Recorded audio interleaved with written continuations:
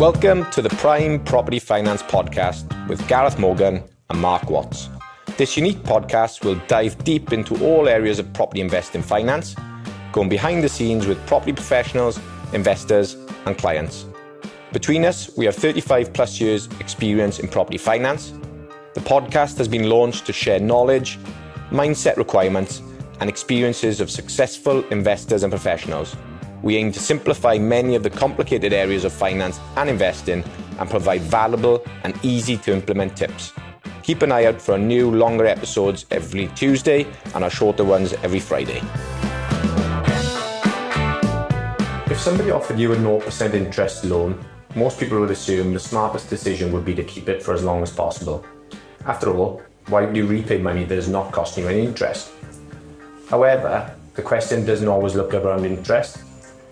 It does not consider whether the loan restricts what you can do, affects your ability to borrow elsewhere, exposes you to future costs, or prevents you from taking a better opportunity. In today's episode, we are discussing why 0% finance is not always free, and why keeping the cheapest loan you have does not automatically make the right financial decision. We're not saying cheap debt should not always be repaid. We are just saying that it needs to earn its place within your wider strategy.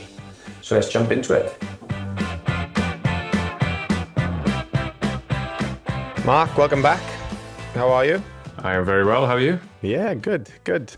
We have something a little different again. We've got another case study today, and it's an example that we worked through, which is a bit of a bizarre one. But what we identified is that the chances are there's probably a few people out there that will have come across this scenario or potentially come across this type of scenario. And we thought it'd be a good one to highlight for people during their day-to-day activities with their investments. So there is a huge amount of money being put into the market by local authorities in the main, trying to rekindle the high street or town centres, city centres, certain strategic locations. And there are grants available in the first instance, which is obviously fantastic for investors, but there's also interest-free loans available. And sometimes you can get a grant and an interest-free loan, or sometimes it's just grant, or sometimes it's just loan. There's lots of different schemes available. So if you aren't aware of it in the first instance, then you should be looking into that, because there are some great schemes available in different parts of the country. And then if you are looking into it or you've done one in the past, then this is an ideal episode for you, really, because we have an example where somebody's got a 0% loan which they weren't interested in paying back, and lo and behold, it's quite the opposite. So do you want to just give us a bit of background on the deal itself, what it looked like, what the client was trying to achieve, and then we can explain away what actually the outcome was and how we came about fixing the problem. Yeah, indeed. So the property in question is a mixed-use property. It consists of commercial on the ground floor. So it's very much a high street location, pedestrianised, small town centre. Commercial on the ground floor, and it's 3 residential units above. Okay, so I've owned the property for a number of years, traded themselves, no issues there. They had the opportunity, they applied for planning. They wanted to do something vastly different to what they initially were. I think they wanted to put 7 flats in there originally, quite a decent sized scheme. That got rejected. Instead, what happened was they got consent to do stuff to these properties. So they converted the property. They've now ended up with, as I say, the 3 residential units and the commercial on the ground floor.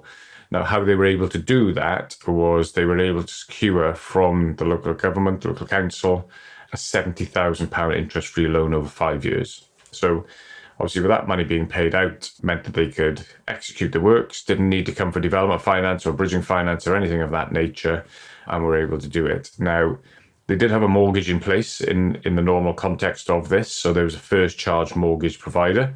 And the council also needed a second charge, which the first charge obviously consented to, which freed up the money then for them to undertake the works. So that's kind of where we're at. The client has come back to us now and has said, right, property's finished. It's gone up in value. They've done a good job.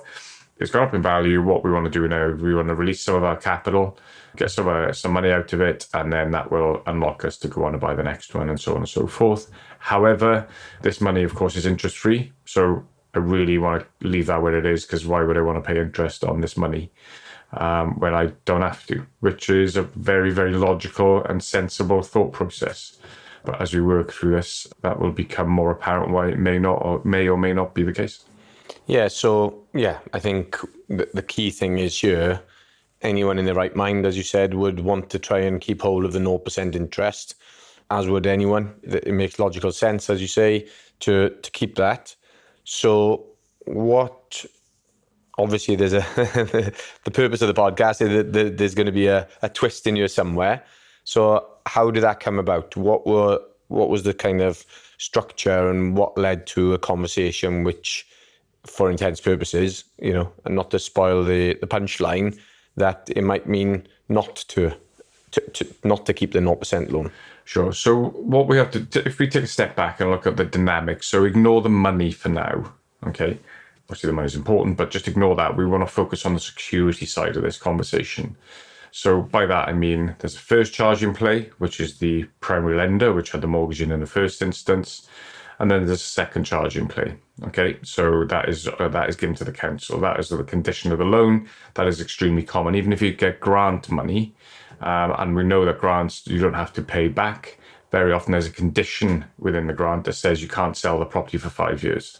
And the way they police that is by putting some sort of security on the title, albeit a comfort charge or possibly a second charge, which restricts you from then obviously going out and selling the property in that window.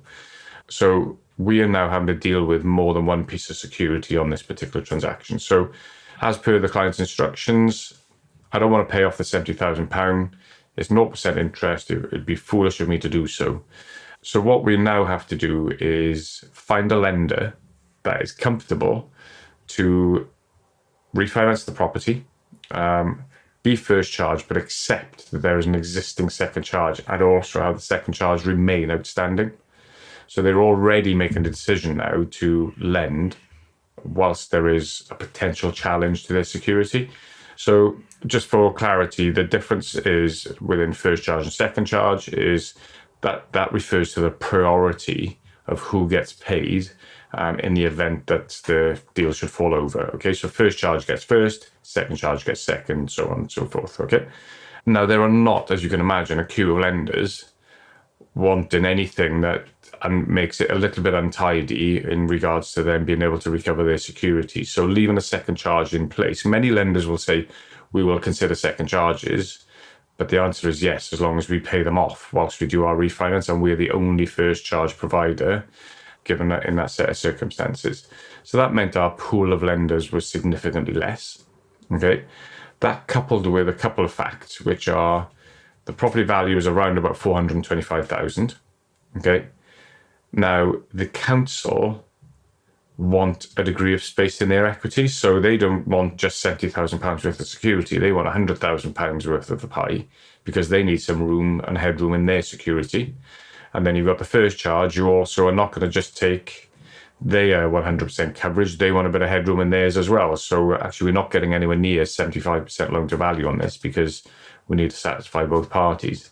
So for a start, we are working on a reduced loan to value. So the max loan is less. And then those that were happy to do it, too, their interest rates were nigh on 10% on the first charge money. And therein lies the conversation around, is 0% actually 0%? And the reason I say that is because when we thought, well, hang on, what if we set aside that conversation and just look at it and just paid off the loan? What would that actually look like? So what that would actually look like is, A, we'd get 75% loan to value in the first instance, so we would be able to borrow more. The interest rate would be closer to 6.5%. And after paying off the loan, we would be able to raise a £23,000 more than if we were trying to raise £100,000 on the V1, the version 1 of what we were trying to do. Now, interestingly, what happened was, in the second charge scenario, the cost of that money on an interest-only basis for the year was £22,500. And the cost of the money for 1 year on the first charge, repaying everything, was actually 20,000. It was £2,500 a year less, and they borrowed an extra £23,000 more than they were able to under the other version. So it cost them less and they had more, despite us paying off a 0% interest loan. Fascinating stuff, because, and this is what we talk about, like a blended rate. So where you have, the first charge, what was the interest rate on the first charge that they would have had? They would have been around 10%. So you've got a significant chunk of the loan on 10%, and then a smaller loan at 0%. And then you basically need to blend those rates together to come out with an overall rate. So you add those two figures up. And when you've done that, compared to borrowing the whole amount at 6.5% and borrowing an extra 23,000, you've ended up with a cheaper interest rate. Fantastic. It's a great outcome for the client, isn't it? I mean, it's, the reason that they wanted to raise money in the first place was to go and buy more property. So now they've got 23 grand extra to go and do that. And two, they've saved money in the process. So it's a fantastic outcome, and one that doesn't necessarily jump in the face, does it? And say, most people would look at this and go, well, it's 0%, and, we're keeping that regardless. So looks like you've had a great outcome there.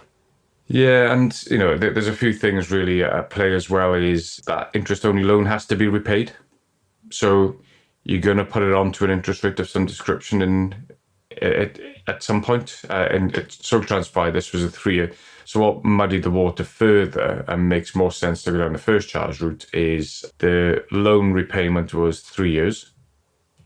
And if you took if you did the refinance and kept the loan, the £70,000 loan in situ, it was going to be really difficult, because you could either only go into a 2-year or a 5-year fix, because that's what they wanted, as opposed to variable, which meant it sat bang in the middle of two rate options. So you'd have had to sit in a variable rate for 12 months if he was going to maximise it. And we know what SVRs look like, they're horrendous. Or go in a 5-year rate and then break it early, because you're going to have to remortgage to clear off the 70k, break it early and incur early repayment charges. So every way we carve it up, it doesn't make sense to leave that 70k and 0% interest loan in place. Yeah, absolutely. So I guess the moral of the story here is, if you've had a 0% loan, or you have one, or you're considering having one, then when the time comes, just consider those. But before you do that, the key message would be, if you are going to enter into one of those agreements, the devil's in the detail. So make sure you understand what the terms and conditions of that loan agreement is. Go through it with a fine-tooth comb and understand what the restrictions are. Is there a charge? What are the repayment terms if you breach the conditions, and what do those breach terms look like, and what are the penalties if you do breach, and various things. So you want to understand all of those, so that when it comes to sell or refinance, as in this scenario, then you've got your options open to you. Because it was quite, at the beginning, it was quite wishy-washy around what the local authority wanted in return, and there was even people within the council who we were speaking to weren't that clear on what could and couldn't be done, and the detail of it. And then it all goes back to, well, let's see a copy of the lease terms and or the loan terms, and understand exactly what's in there in black and white. And even then, it's not always that clear. Even though it's in black and white, because there isn't always enough detail, and then it comes down to interpretation, and that leads you down another path. But ultimately, they would need to agree to release the charge or the restriction, and so therefore the ball is in their court and not yours. And that's where, from an investing perspective, you want to keep those options open. Yeah, a couple of things that were part of this as well was they wanted a valuation report done. So they wanted their own valuation report done. So I wrote to them, I spoke to the council on the client's behalf and said, look, we're going to get a valuation done as part of the mortgage process. Can you accept that one? And they were like, oh, it needs to be independent, etc. So we had a bit of back and forth there. So we managed to get them to agree that we would just get one valuation report that they would rely on, the one that the lender would also rely on. It's third party, it's independent. And whilst I used the example of 100,000 of equity, that wasn't set in stone. It was, let's have a look at the value of the property. Let's have a look at the valuation report. We'll need to make a decision then, not now. So all of a sudden the second charge holder has more power in this conversation than the first charge holder, because they can go, well, no, we want this much, which means you've got to reduce your first charge load and so on and so forth.